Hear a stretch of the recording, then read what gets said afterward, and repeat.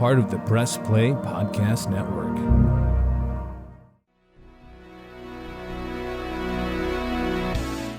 Iguodala to Curry, back to Iguodala, up for the layup. Oh, blocked by James. It's over. It's over. Cleveland is a city of champions once again. The Cavaliers are NBA champions. That sound means it's time for Cavs on the Break NBA podcast, part of the Press Play Podcast Network. I'm your host, Chase Smith, and with me, he's the host of Sable Brothers on the Baseline right here on the Press Play Podcast Network.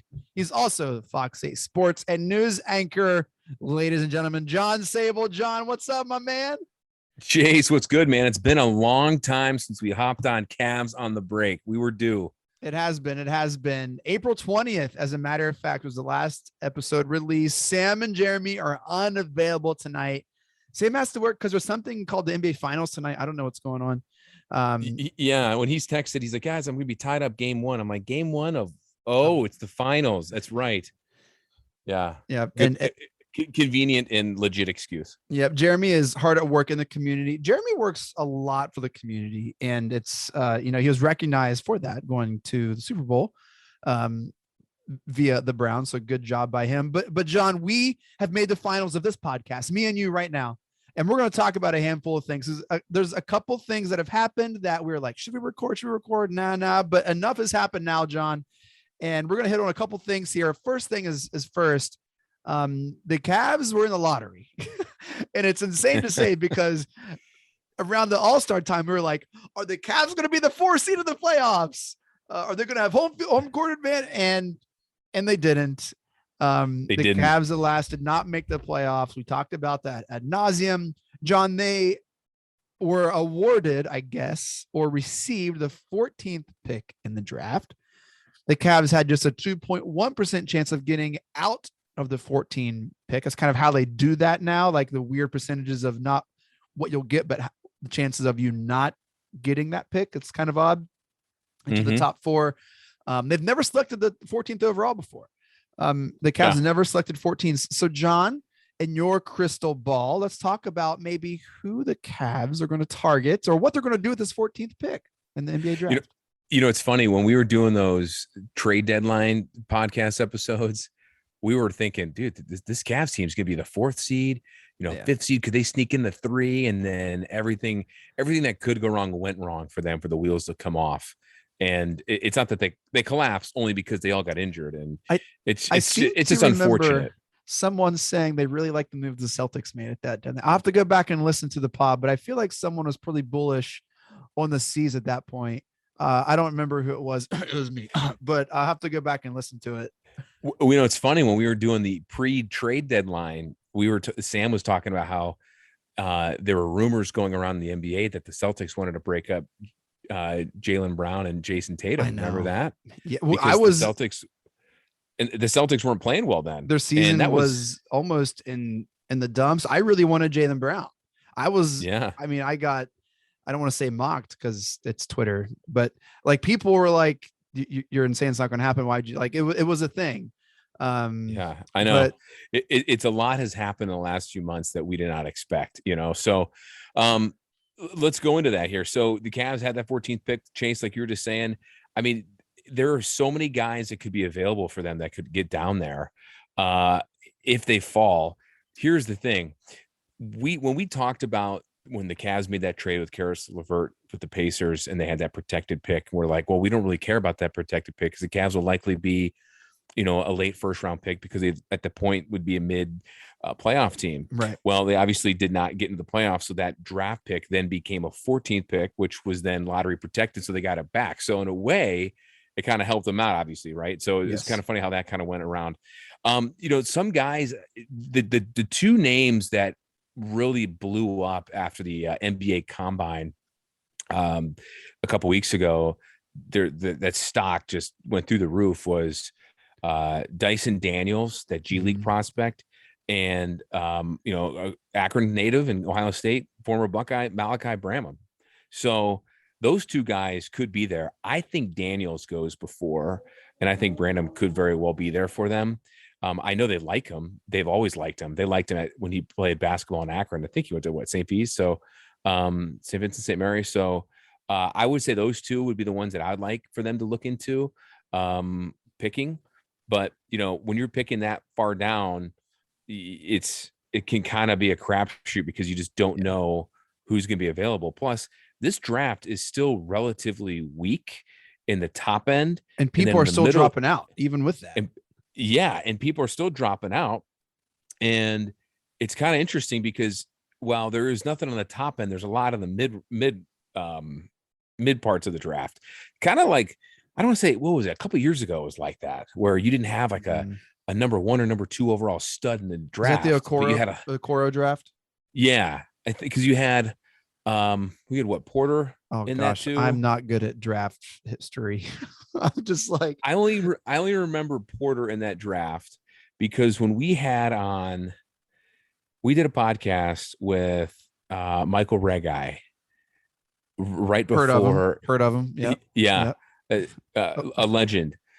We had him on right before the Cavs playing game with the Hawks, I believe. Yes. I remember. And we were talking about Okoro, and Reg just destroyed him, ripped him. He is not a fan of him, and he was basically saying in that draft, I'm like, well, who else would you have taken? Because that draft was kind of like where the Cavs took him, and his whole point was, well, there were a couple other guys that you could have taken, and I want to say, who was the guy that he liked? I don't remember. I was just in Halliburton. Maybe he liked. I can't remember. Yeah, he mentioned him. It was one of my top 5 favorite Cavs on the break moments. He was just throwing heaters that whole episode. I mean, he came ready to rock and roll, man, and it was just classic Reg. So I do think with the 14th pick, it can be hard to maybe target a who, because I also had Malachi B here on my notes. I wanted to maybe see if you. So I think we're all kind of sniffing what the Cavs are whiffing here, but maybe it's not so much a who, but maybe a what. What are the Cavs looking to get out of this pick? Like, what would you you are Kobe Altman, John? What are you looking to get out of this pick? Are you looking for a kind of Jordan Poole, kind of player? Are you looking for what are you expecting out of something we can get here? Well, the guy that they need, the position, they need a wing that can score and a wing that can shoot and a wing that's big. You need a guy like that. And that is the one position in the NBA that is the hardest to find. And they don't grow on trees. They don't come very often. Those Paul George-esque players, you have those Isaac Okoro-esque players. Well, he's not. No, he's not. He's not there. And I don't know if he's going to be there. But you need those type of I know Wiggins doesn't really play. He's a wing, but he also can play the 2 well. But you need a playmaker guy that can contribute immediately on the offensive end, that is not afraid to shoot at a consistent clip, who can also defend well. A Jason Tatum type guy. Now he's in a different stratosphere, especially this year. You need him. The Cavs haven't had one since LeBron left, and it's the hardest position to find. Teams know it. And I think you're trying to find that right now in the draft. The beauty with them drafting at 14 as opposed to, going earlier, is that you're not pressured into taking somebody else and where you don't want them to be. And you're just going to have to pick the litter of who you can have at that point. Here's the other thing too. The Cavs legally have to make this draft pick. They still could, if they aren't in love with this player, can still package him and potentially trading it. I don't think they do that. It just depends who they have there. So to me, Malachi Branham fits that role to a T if he's there, if they really like him. I know they've scouted the heck out of him. I know they really have been watching him even when he was at a high school down at St. Vincent St. Mary's. So, I mean, the guy's 6'10". He's a big guy. Or I should say his wingspan is 6'10" and a half, something like that I read. So I don't know. I think that particular type of player is someone, he's 6'5", but that particular player and skill set can really help this team immediately, or also in a developmental role too, because you don't want to put too much pressure on a guy who's only had 1 year of college basketball. I mean, he was there for freshman year and really took a little bit to blossom. I would say he was like a late bloomer. He always had that came on in him. season. Yeah. And that showed granted, flashes near the end of the season. Sorry. Absolutely, for sure. But he's really worked on his 3-point shooting, and in that combine, scouts raved about him in doing that. So same. I mean, a 6'5" shooting guard that can defend and who's got raw athleticism that can grow is someone that this Cavs team needs. I think Branham is that guy. We'll see where they go with that, though. John, in that response, you said the magic word. It's not wingspan. It's not athleticism. You said LeBron. All right. Now, are we going down this road again? So, well, I mean, people keep going down the road for us. I feel like every 6-7 weeks, there's another LeBron Cavs kind of flirtation article somewhere going on. What was this next one that you're referring to? It just happened a couple weeks ago. Like, I think right before, like right in the middle of May, I saw something that LeBron, I don't remember where, I was just like, oh, there it is again. It's like people keep listening to our All-Star show and they're like, that Chase, he saw something there. Well, it's funny when LeBron commented or tweeted on Darvin Ham's hire, he's always like, let's go. Mm-hmm. I tweeted something like, yeah, LeBron staying in LA confirmed.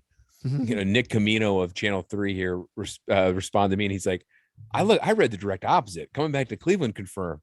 And he and I both laughed about it because it's like, you never know what LeBron's like, agenda is in his tweeting, or that might have been what I saw was Camino's response to that.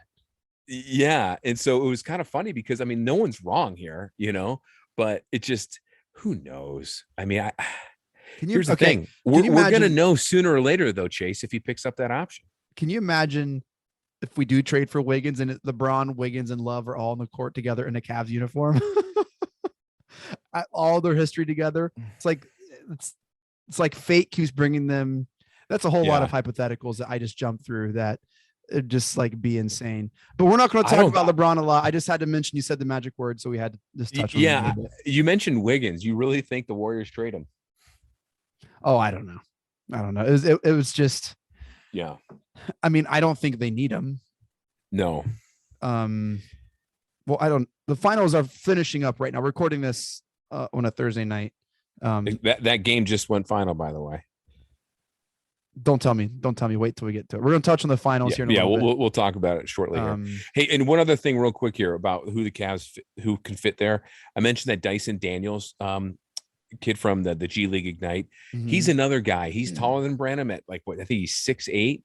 And he's got a phenomenal athleticism level there. Shooting may not be as great as Branham, but that could be a guy, if he falls to the Cavs, I think they take. I think it's those two guys really, as it sits now here on June 2nd, where I think they could go in that type of direction. Those two guys. We will keep our eyes and ears peeled on that. Another little news we saw right before, I think it was like last week sometime. My time frame's a little out of whack. I was out of, not to brag a little bit, but I was in Scotland for a little bit. I know some of my time frame on things a little off kilt. I see what you did there. Hey, you know what? You can brag all you want about a trip like that, because that is sick, dude. You can. Good for you. Maybe some other time. I don't think they listen to Cavs pod to hear about Scotland. But the Cavs hired Luke Walton as an assistant. John, I love that hire. I love it. Yeah, your time frame really is messed up, because you said it was last week. It was actually 2 days ago. Oh, Jesus. Okay.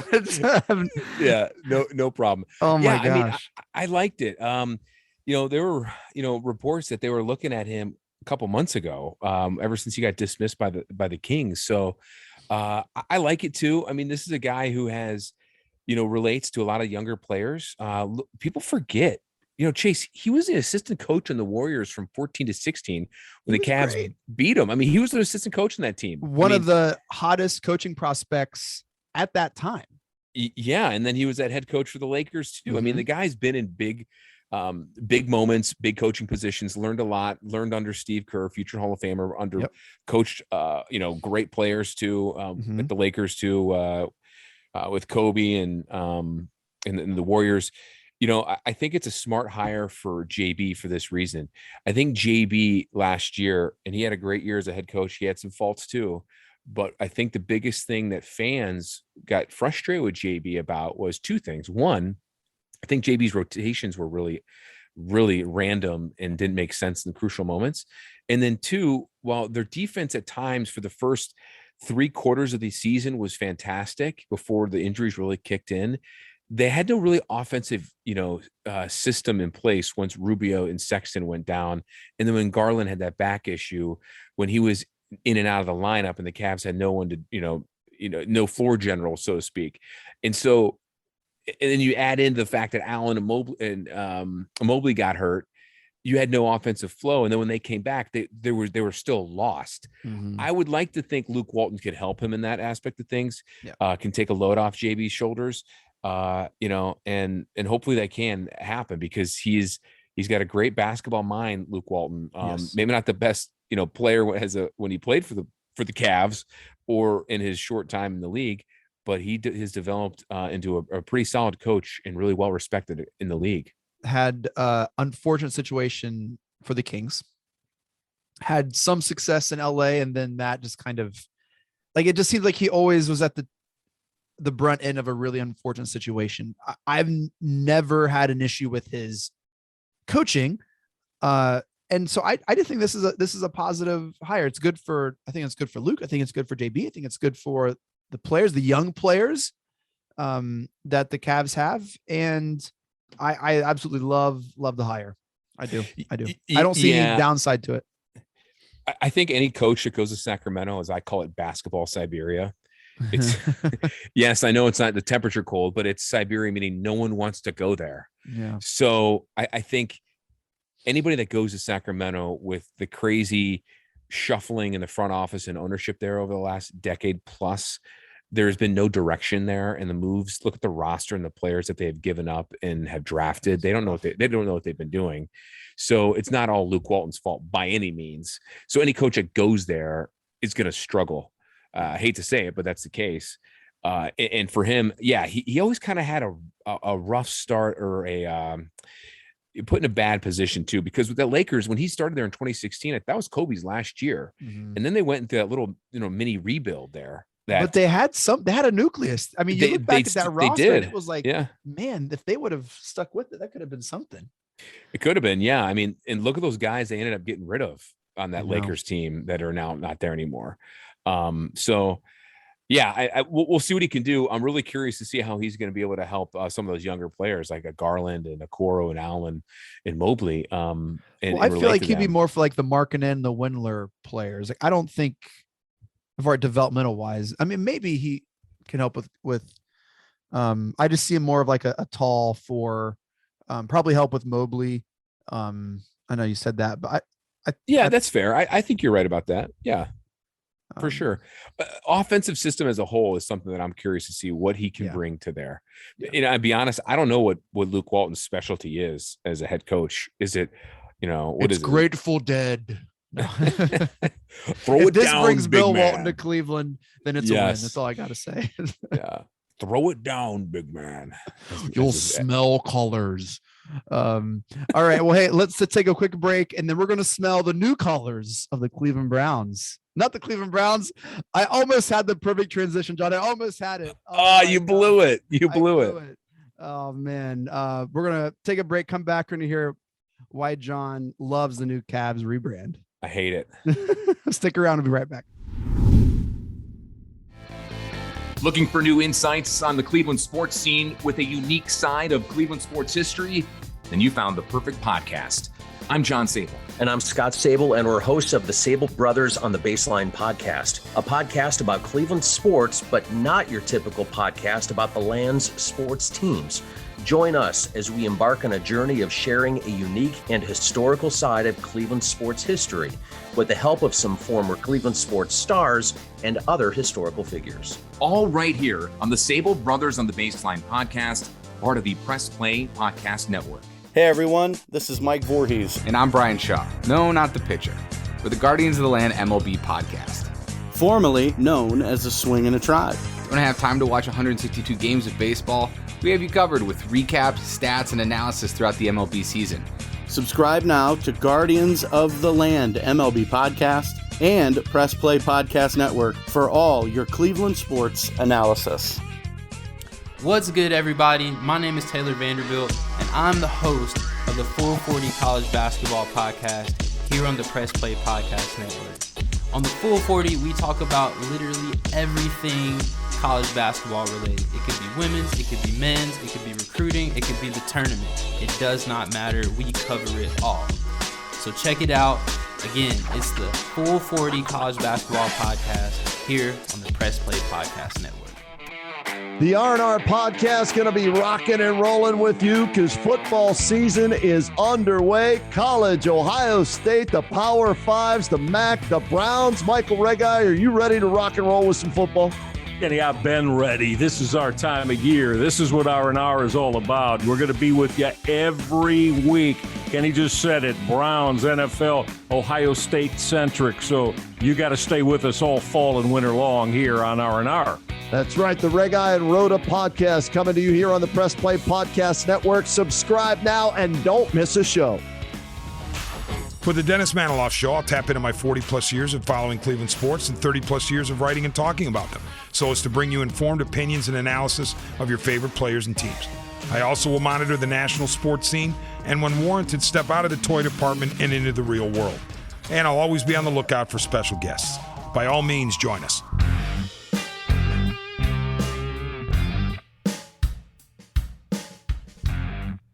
Hey everybody, I'm Gary. And I'm Jason. Opening cards as a kid, no matter what was in the pack, you always had that stick of chewing gum. Well, it turns out Gary and I opened up a box of 86 Tops last year, and let me tell you, the chewing gum does not age well. Join us on the Ball Card Show, the sports podcast for the sports collector. We're back here, Cavs on the break. Chase Smith, John Sable, Sam and Jeremy unable to make it with us tonight. John, another thing that the Cavs just making news all over the place today. I don't have this time frame out of whack. Today, the Cavs, well, yesterday, if you're listening to this today, anyway, the Cavs unveiled a brand new logo, a brand new rebrand. The black and gold is here. They've dropped, it looks like a little bit of the blue, and they're going gold, gold, gold, gold, gold. They have a gold C. It looks a little like the junkyard dog C that we saw. And the Hoop V's back, John, the Hoop V. John is not a fan. John, what do you not like about this rebrand? All right. First off, how much time we got here? Dude, no. Okay. It's a podcast. You just roll with it. Let's roll with it. All right. I'll go on mute. Here is my issue, Chase. And we were texting this today in the group chat. Yep. And I went off on Twitter with it today. First off, full disclosure, when it comes to like logos, uniforms, that's like a small little like closet hobby I have. I love like reading up on new stuff. You know, I've had that since I was little. When Paul Lucas of UniWatch had his column on page 2 on ESPN 20 years ago, you know. Anyway, so here's my thing. This was rumored to be going down when I first heard about it in like December, that they were going to do a rebrand. Remember, we were talking about it. And at what point, what were they going to do? I got wind of it 2 months ago that they were going to drop navy out of their color scheme and adopt black. I like navy better, but I get why they want black because they won the title in the black sleeve jerseys. Totally get it. Never liked those, by the way. I didn't either. And Adidas, that's why I cannot stand you, Adidas. It's all your fault. Come on. You brought those sleeve jerseys, and I would have just cut all the sleeve day. I dream about John Sable hating this rebrand. All right, so let me continue. They simplified the logo, the shield logo, which was bad to begin with. Agreed. It's not even a basketball logo. No, it's awful. It's like a rugby logo. The shield logo was not good. Yeah, but you just made it worse by removing the coolest part of any of the Cavs rebrand when they started in 2003, 2004, and that was the damn sword. They got rid of the sword. They did. Like, what are you doing? Now the shield logo looks empty and bare. Mm-hmm. So I don't mind them dropping navy, and I don't mind them dropping or going to the old the old Stepien year era logo, gold color of 80 to 83, or what the young kids here will call the LeBron first era gold, which I'm cool with, by the way. I refer to as the Dion Waiters gold. Thank you very much. Well, you know what? Dion Waiters technically did not play in this gold. I have his jersey in gold. No, but that was a different gold. That was mustard. Yeah, that was the mustard. Yeah. Whatever. Yeah. So then they brought back the new hoop logo, the CAVS Cavs hoop logo, with their previous font with the mixture of the mid to late 90s black and blue splash. You are so font. Disgusted right now. Like, if people could see his face, he's so annoyed. It is. I don't understand what they were thinking here. And this Daniel Arsham, I think I'm pronouncing his name right. He's like the creative director of the Cavs. He's the one that came up with this. Dropping names. You don't care. No, I'm there. You hear that? That's the bus rolling here. He's the one, and he is a graphic artist, designer, New York studio, way better than me on drawing and doing all that other kind of stuff. But Chase, he missed on this. If I saw him, I'd tell him, like, dude, you missed. I mean, you could just look at all my tweets when I tweeted this today. Everyone is ripping it, and it just there's so many elements that the Cavs can use that they have just failed to do. And that is, bring back the old Cavalier logo from the 70s, utilize the sword a little better. The biggest problem that I have with the Cavs in general was from when LeBron left the first time, they changed the rebrand. They already had it in the works before he had left, because they have it at least a year in advance. So in 2010, 2011 was the first time you saw the jerseys that Kyrie and LeBron and Love wore when they won the title, not the black ones, but the other ones, that uni set. The problem that I had with those was the font on those jerseys never matched the C that they had on the shorts. The same thing happened the second rebrand in 2018. And the third thing happened again. You have missing match letters and fonts. It just looks like crap. Well, sorry, it does. Give it 3 years and they'll rebrand again. They'll rebrand. And here's the thing. Someone told me in the organization that they were going to, the reason why they wanted to rebrand again, they were waiting. You want to rebrand when you have someone to market. You needed someone to sell jerseys. The Cavs up until 2 years ago didn't have anybody. Colin Sexton wasn't moving the needle. Sorry. But now you saw Garland's blown up and Allen and Mobley. Now is the perfect time to do a rebrand. And they failed. So I don't mind the color changes. It's just the Shield logo looks awful. Like, we're on Zoom, guys listening out there. And Chase, that looks like crap, dude. It's bad. It's not good. It's bad. It's so bad. The Shield logo it's like missing something. It's like you played with Microsoft Paint and then you submitted a project because you worked on it too late and you forgot to add the sword. Do you just feel like there's a certain group of Cavs fans that aren't going to be happy unless it's like the stencil Cavs baby blue and orange look? Yeah, some of my mentions were talking like on Twitter. People want, bring back the orange and the royal blue and orange. Bring back that first era LeBron jerseys, in which, by the way, we don't know what the uniforms are. I don't think you're ever going to have any. You're not going to be able to appease everybody in any type of rebrand. I don't care what team or sport you're in. You're always going to have someone upset. So I mean, I just got to pick. There's so much history there. You have so many different options. You just got to figure out which one you're going to do. They tried to cram every single element into this. It's basically like a city uniform, but full time now. Right. Or city logo. I didn't like their city uniform. Well, the one this year you didn't like with the Cavalier on the front, that old logo? Which one had like the C for the Rock and Roll Hall of Fame? Like it was like that was 2 years ago. Okay. That was garbage too. That was bad. Yeah. But this year's one was good because it had the old Cavaliers, the original logo, and then it had the striped collar. Yeah. That was cool. I'm going to hold off on my opinion on this, my take, until I see the jerseys, because I think there could be something there with some black and gold jerseys, which would look really, really cool. Yeah, they're going to have black, gold, and wine. And then I can tell you right now, I know this for a fact, the new city uniform this year is going to be white. And it's going to say the land on it in gold and wine and gold. Okay, that's going to look good. Mm-hmm. Have you already seen the jerseys? You have? No, I haven't. I've only seen one. The one I just told you. Okay. I want to hold off. I am Let me just say I'm this. optimistic about the jerseys because I think that you can do it's going to look good because I love the Brooklyn Nets black court look. I like their black and silver jersey. I like a black. I don't know. I like black jerseys. So two things. Someone did tell me that I got a DM yesterday from somebody that told me that the rollout that was going to happen today was going to be very underwhelming, but the uniform should be better. Okay. We'll wait and see. By the way, your take on the Nets, that's another brand that needs to be reworked. No. Here's why. It's perfect. Your name is the Nets. Yeah. You don't have a net anywhere in your logo. No one cares about names. There's like just three saying, franchises that people care about their names, and that's it. Cavs are not one of them. Nets not one of them. It's the Celtics, Bulls, and Lakers. But Knicks, I'd put Knicks in there probably. And Knicks too. You're right. Maybe but 4.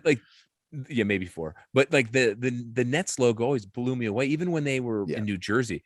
Like you never had a net in your logo. Look, but the now black when they moved to Brooklyn, looks awesome, and they have the baby blue and the red alternate. Like they have the perfect amount of like. The Cavs, I think, do too. Cavs have awesome alternate options with like the white and the orange and the blues and the maroons and like. I love their options. If I'm playing NBA Live or whatever, 2K, like I'm cycling through. They're beautiful. Yeah, no, I agree. Here's the thing with the Nets, real quick. While I disagree with you on the black and white, and I know I'm in the minority on that because everyone likes because it's so cool. I think it's just missing something. You need to have a better logo than just a shield that has like a B and the word Nets and a ball. They have boring. a shield too. Oh my gosh. I know it's just boring. The NBA is in an identity crisis right now. There's a lack of creativity across the board. There's too many round dual logos.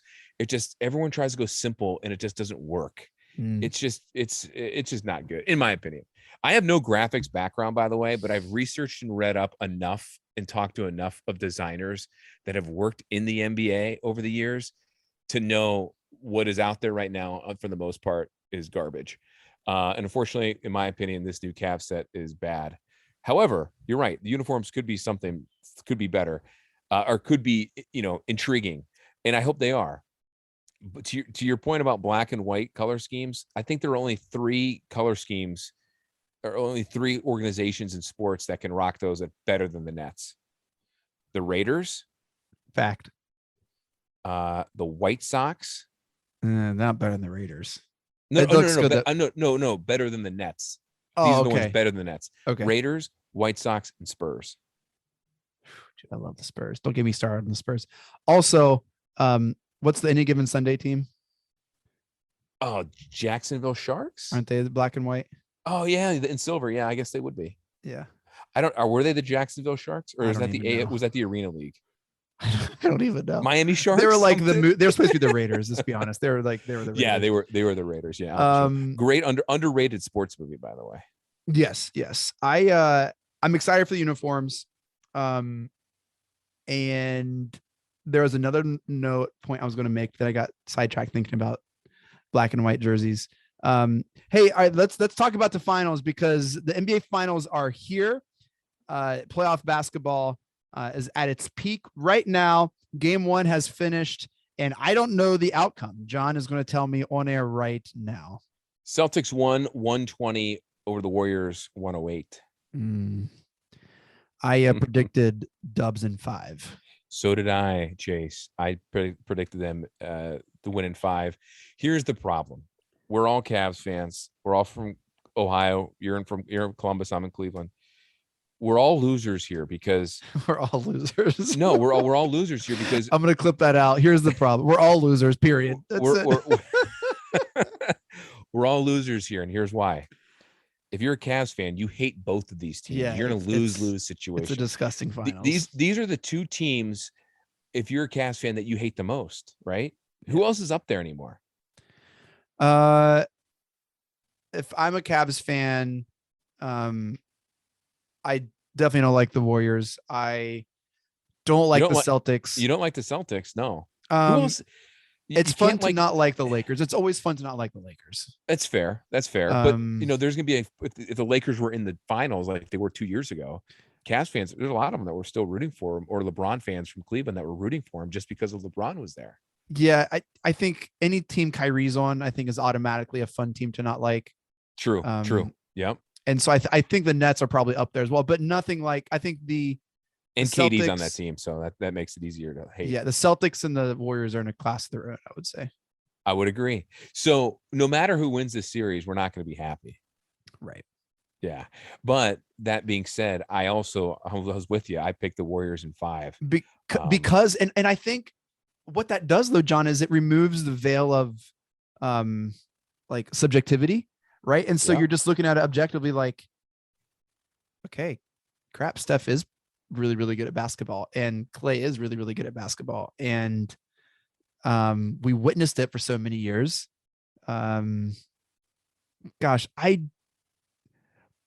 Which fan base is more annoying, the Celtics or the Warriors? All right. If you're talking strictly teams and not cities, I think it's the Warriors. If you're talking cities, it's Boston fan. By far is the most annoying fan in sports. However, Warriors fan now is more arrogant and cocky and annoying than Celtics fan is. Does that make sense? Yes. I have an aunt and uncle that are originally from the Cleveland, Youngstown area. They've lived in Boston since like 1980. They were just in Cleveland visiting for my parents' 50th wedding anniversary a couple weeks ago. And we were just talking with them, and they're like, oh, my uncle was waiting to watch the Celtics game. I forget who they were playing that night. They weren't obviously in the finals yet. I think it was like game 4 of the Eastern Conference Finals. And my aunt's like, John, like, why do you hate the Celtics? Like, why do you hate them? I'm like, well, it's not that I like hate is such a strong word. I just don't like them because they were always a rival with the Cavs. Well, then why didn't you like Tom Brady and the Patriots? Well, I don't mind Tom Brady, even though he went to Michigan. I respect his greatness and what he's done. And even at the Bucks, I rooted for him when I lived down in Tampa and everything. But I didn't want them to keep winning. Yeah. We as a society like teams outside of our own teams. And then when they start winning consistently, then we don't like them. Yeah. I mean, unless you're in that city of a dynasty, for the most part, you don't like dynasties. Mm-hmm. Or you don't like consistent winning. And then what happens, Chase, real quick, what happens is when you're in a city like Boston, which was the, struggling for decades for wins and championships. And then the Red Sox routed off a few. The Bruins had one. Patriots blew up. Celtics had one. And then you have these new homegrown kids that are spoiled and lucky, and we're all jealous because they have had so many titles in such a short amount of time. Was it like 16 parades and like I saw some stat. It was like a ridiculous 16 parades in like 20 years or something. It was something crazy, which is insane and good for them. But then you were like, well, we don't like you now. It's just so funny. And unfortunately, sometimes those fans get a little obnoxious and rightfully so when you're on top, right? So the Celtics went into the Bay Area and they took game 1. Mm-hmm. Steph dropped 20 plus in the first quarter. And they still lost. He set an NBA Finals record for most threes in a quarter. And they still lost. How about this? Even more jaw-dropping. Gosh, he's so annoying. Yeah, well, that's the other thing too. Yeah, Steph is still annoying. Greatness, Hall of Famer, greatest shooter of all time. Doesn't mean I don't need to root for him. Gosh. Jason Tatum had 12 points, Chase. He had 12 points. It's Marcus Smart's team, John. It's Marcus Smart's team. I know. Here's the one aspect of the Celtics team that is very intriguing and unreal to me. It's Al Horford. Al Horford is 35 and is in a career resurgence with the team that he, after leaving Atlanta in 2016, went there to Boston for 3 years. In those years when the Cavs, waxed him.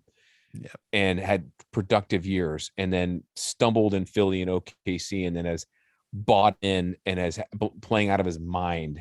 Yeah. Is that sustainable against a team like the Warriors, though? Yes, because we saw Tristan Thompson do it. He is. You're right. You're right. But I think the difference, though, is Horford's younger or older than Thompson was. Mm-hmm. And Tristan Thompson wasn't dropping 26 points like Al Horford did tonight. Well, Al Horford's better at basketball than Tristan Thompson. And Al Horford also went 6 of 8 from beyond the arc today. Tristan Thompson never did that. He was hitting threes at other places, not so much on the court. I don't know, but I know that type of like player that's always hurt the Warriors, like that tall kind of. Yeah. Yeah. What do you think? Know. Do you think that's sustainable for Boston? I mean, they just need it 3 more times. Yeah. Heck yeah. I would think it could be. The one thing that no one has talked about it enough is that Boston is a really good defensive team. And, I know they allowed 108 points tonight and Steph's going to get his, but they suffocated Golden State in that fourth quarter. Warriors only scored 16 points. And I mean, you're going to need someone else to beat you besides Steph. Who is it going to be? Clay struggled a little bit tonight. What is concerning about this is the Cavs are not built like the Celtics. The Cavs are more built like the Warriors. With their guard. I don't see, I know the Warriors don't have a big man like Mobley or Allen. But I just, maybe the Cavs are a hybrid of both. I don't know, but I don't see the Cavs looking like the Celtics. I think they want to defensively try to do that, but they're not. They don't have a Tatum. The Celtics don't have a point guard like Garland. Like it's just, they're just totally different makeups. They really are. I think they're like a slight hybrid of both. I think so. That means they're like, they don't have an identity at all. Well, I think they're still trying to search for their identity. I mean, they were searching for it last year and then they all got hurt.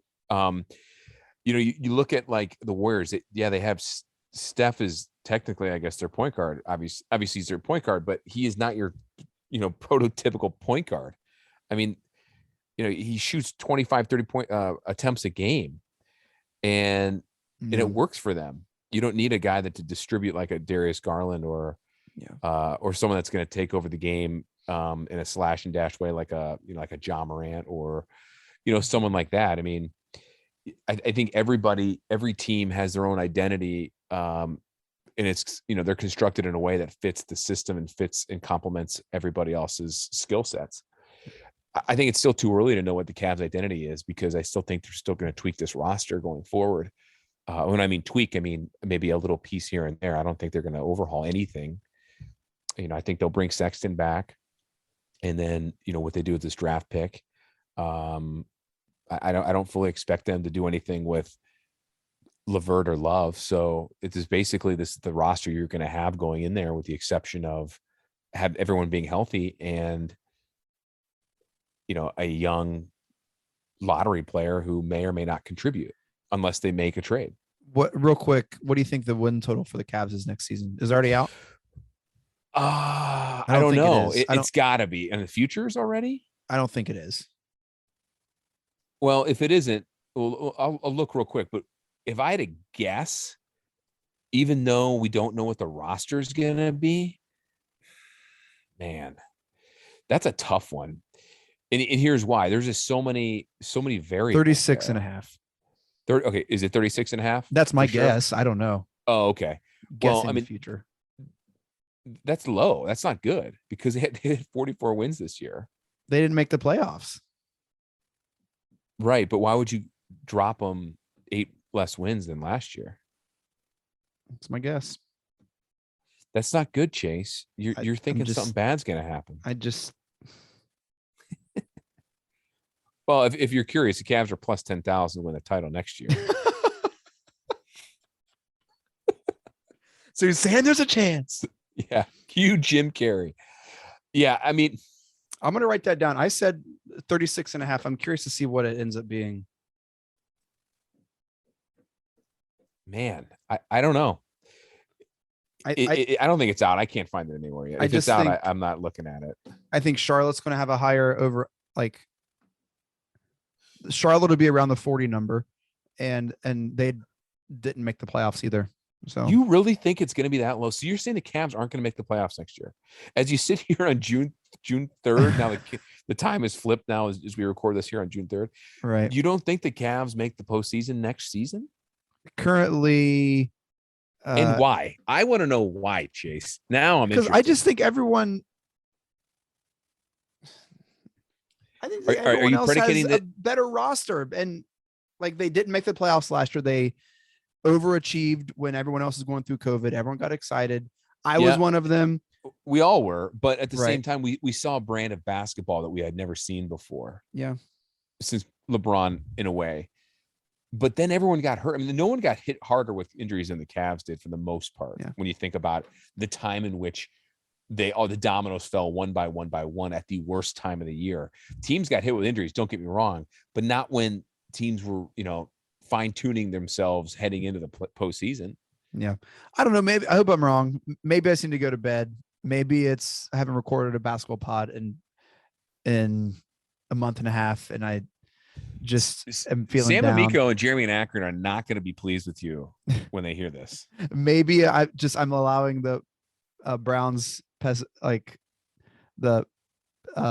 my feeling of the Browns to seep into other, and they just started, receiving the brunt force of my downtrodden feelings. Well, think about this. Think about it this way. The Cavs were, if two ways. One, if they didn't do this tournament, the Cavs would have been in the playoffs. They would have been the 8th seed. No comment. You're correct. Okay. If the Cavs, let's say an injury, I know it's hard to say injuries, blah, blah, blah. I get it. But had the Cavs had Darius Garland for 2 games and he helped them to win the or whatever the win differential stat is, that gave them 2 wins from the point guard or for point guard position or whatever it is. I don't look at advanced stats in the NBA like I do in baseball, because I think baseball's a little bit more direct than the NBA, but that's a different story. Had that happened, the Cavs would have been the 6th seed, and they would not have been in the play-in tournament. They would have had 46 wins because the Bulls had 46 wins. So they just missed it. And they just missed it hobbling literally into the play-in tournament. If they come back healthy next year and they don't get bitten by the injury bug consistently, and they make a move, and let's say they, hypothetically speak, in February, make a trade deadline deal and they ship Love off, which I'm not sold they do that yet. Or they do something else with somebody else, Sexton, LeVert, whoever. I'd be shocked if they weren't a playoff team next year. That would be a major disappointment. If they're not a playoff team next year. Look, it's not an indictment on them. It's state of the East. The East is tough. Celtics will have a higher over future. Nets will have a higher over. The Knicks will have a higher over. The 76ers will have a higher over. The Raptors will have a higher over. The Bulls will have a higher over. The Bucks will have a higher over. The Hawks will have a higher over. The Heat will have a higher over. The Wizards, maybe. You think the Knicks will have a higher win percentage or a future over the Cavs? Yeah. You think the Knicks, really? Yes. I think the Hornets will as well. So I think that's 10 teams. And it's just, you can't have it's like the issue with Marvel movies. Not every Marvel movie can be awesome. You can't have 12 teams in the East have over 45 wins for the season. I don't know. I get what you're saying. I'll buy stock in the Hawks and the Hornets. You can't sell me on the Wizards and the Knicks. I said maybe on the Wizards. Okay. Maybe on the Wizards. Again, if you just base it off of this past year's standings, where the Hornets were the 10th team in the play-in tournament at 43 wins, the Cavs are 44, and they only needed 2 more to get to that 6th seed. So, if 36 might be low, I don't think it'll be 40. Really quick, John, predictions on the finals. We both said Warriors in 5. Do you still think the Warriors are going to win? I still think they're going to win. I think they could be pushed to 6 now. I don't think they can win 4 straight after this. Maybe they could. Who knows? You just never know. But I think Boston's a good defensive team that could cause some fits. The fact that Al Horford went off tonight and Jason Tatum didn't was, I think, the biggest shocker to me. I think the Warriors still win this. I still think it happens probably now in 6 games. I don't know if Boston has the consistent distribution of output from guys for a 7-game or 6-game series. Yeah. I'm going to zag. I think Celtics in 6. Ooh, all right. Well, considering back to my point that we're all from, Ohio, and we don't like these teams, we're both going to lose, or we're in a lose-lose situation.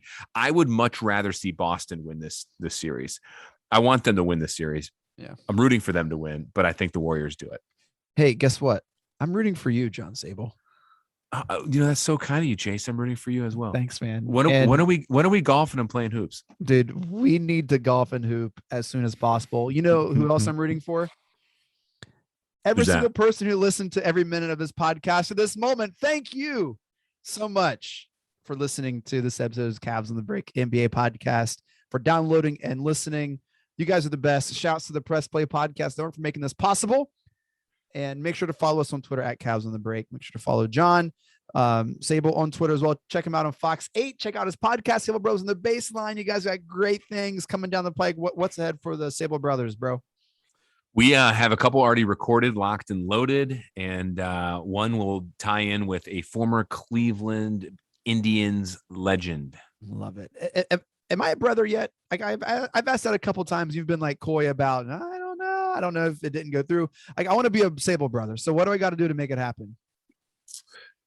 Chase, how much time we got left in this podcast? Because I got a long list. We got seconds. All right. Well, we'll figure that out. Maybe that's a whole nother episode. John, any final words, my man? No, man. I appreciate you guys listening. And we'd love to hear your takes. If you agree or disagree, hit us up on Twitter on the Cavs Pod. I would love to see what people think about this rebrand, what the Cavs do in the draft, and also what this finals looks like. And also let us know what you think the Cavs futures wins will be like. I think it'll maybe 36.5 is a little low. I think it'll be below 40. I don't know if I gave my prediction. I will say 45. Wow. That might be too high. I don't know. I really got to think about it. Now you're making me second guess. Yeah. Well, while you think, Mike Breen, take us out. Congratulations, Cleveland. Your decades-long wait is finally over. The Cavaliers are NBA champions.